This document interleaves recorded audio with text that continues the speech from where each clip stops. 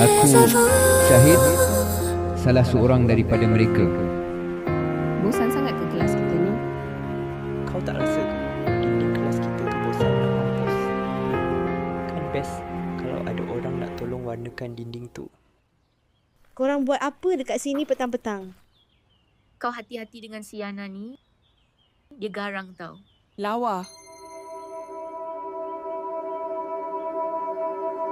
Pandai kau hias kelas buruk ni. Even kau rasa kau useless kan? Kau hidup je. At least kau tak pergi buat jahat. Sorry Mia.